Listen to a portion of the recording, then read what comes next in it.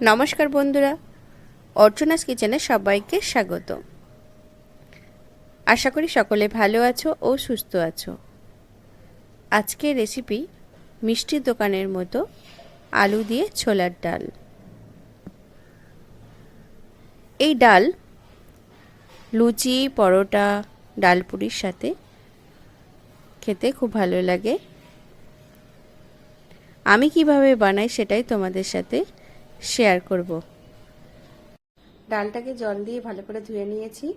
এরপর জল দিয়ে 1 ঘন্টা ভিজিয়ে রেখে দেব। আলুটাকে ভালো করে জল দিয়ে পরিষ্কার করে ধুয়ে নিয়েছি। এরপর কিছুক্ষণ জলের মধ্যে ভিজিয়ে রেখেছিলাম। আলুর গায়ে মাটি লেগে থাকে, তাই জলে ভিজিয়ে রাখলে মাটিটা ধুয়ে যাবে, তাই জলের মধ্যে ভিজিয়ে রেখেছিলাম। এরপর আমি আলুটাকে কেটে নিচ্ছি।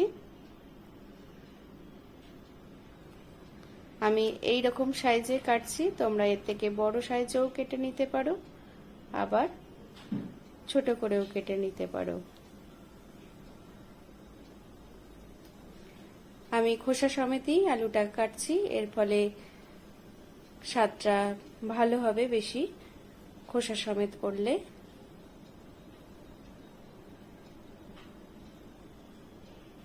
কড়া গরম হয়ে গেছে, কড়ার মধ্যে দিয়ে দিলাম পরিমাণ মতো সরিষার তেল।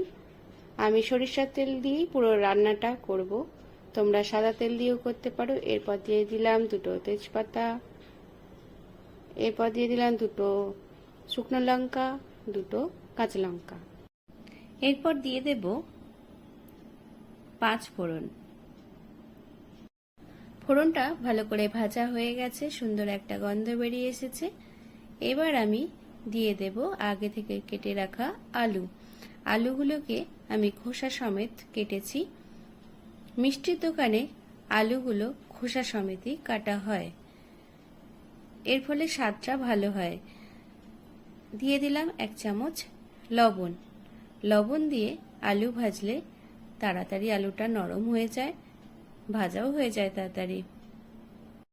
দেখো আলুটা ভাজা হয়ে গেছে লাল লাল করে। এবার দিয়ে দেব বেটে রাখা আদা।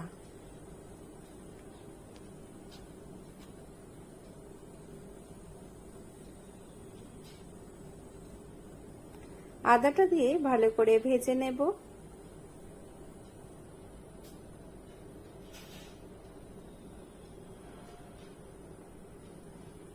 আদাটা ভাজা হয়ে গেছে, এবার আমি দিয়ে দেব লঙ্কা গুঁড়ো, হলুদ গুঁড়ো। জল দিয়ে গুলে নিয়েছিলাম, দিয়ে দিলাম কড়ার মধ্যে। এবার বাটি ধোয়া জলটাও দিয়ে দেব। ভালো করে মশলাটাকে কষে নেব।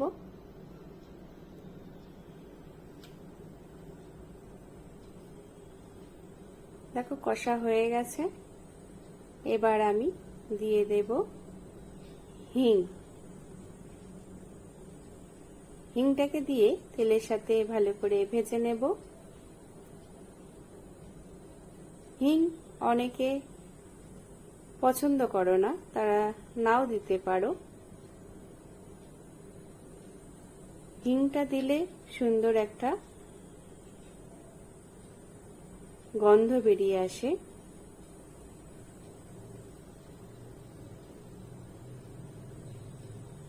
এরপর দিয়ে দিলাম ভিজিয়ে রাখা ছোলার ডাল। ডালটাকে আমি 1 ঘন্টা ভিজিয়ে রেখেছিলাম। এরপর ভালো করে মশলার সাথে কষে নেব। ছোলার ডালটা দিয়ে ভালো করে ভেজে নিলাম মশলার সাথে। ভাজা হয়ে গেছে, এবার নামিয়ে নিলাম। একটা প্রেসার কুকার বসিয়ে দিলাম, এর মধ্যে ছোলার ডাল, আলু ঢেলে দিলাম, সিদ্ধ করে নেব ডালটাকে।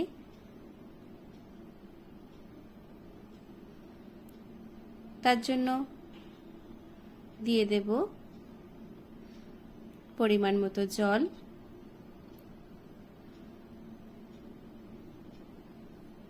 জলটা দিয়ে ভালো করে নেড়ে দেব। এরপর একটা ঢাকনা দিয়ে ঢেকে দিলাম। একটা সিটি দিয়ে নামিয়ে নেব। একটা সিটি দিয়ে আমি বসিয়ে রেখেছিলাম ঠান্ডা হওয়ার জন্য। দেখে নিলাম ঠান্ডা হয়ে গেছে। এরপর ঢাকনাটা আমি খুলে নিলাম।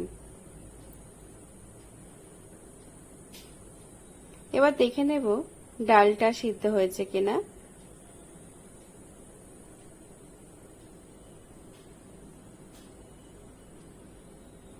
দেখো ডালটা সিদ্ধ হয়ে গেছে, আলুও সিদ্ধ হয়ে গেছে। এরপর দিয়ে দেব 1.5 চামচ চিনি। ছোলার ডাল একটু মিষ্টি মিষ্টি খেতে ভালো লাগে, তাই চিনিটা একটু বেশি লাগে। এরপর গ্যাসটাকে অন করে দিলাম। চিনি দিয়ে ফুটিয়ে নেব।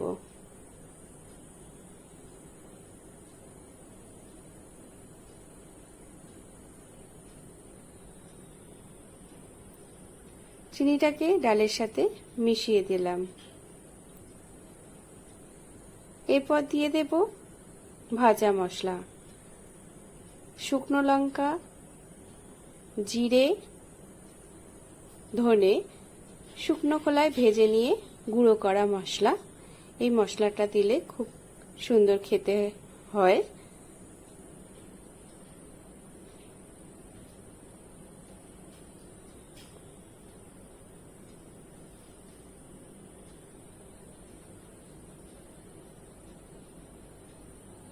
এরপর দিয়ে দেব গরম মশলা। তোমরা গোটা গরম মশলা দিয়েও করতে পারো, ফোড়নে দিয়ে দিতে পারো। আমি শেষে গরম মশলাটা দিলাম, দিয়ে ভালো করে মিশিয়ে দেব ডালের সাথে। একটু ফুটিয়ে নেব। তৈরি হয়ে গেছে ছোলার ডাল। এবার আমি ডালটাকে নামিয়ে নেব।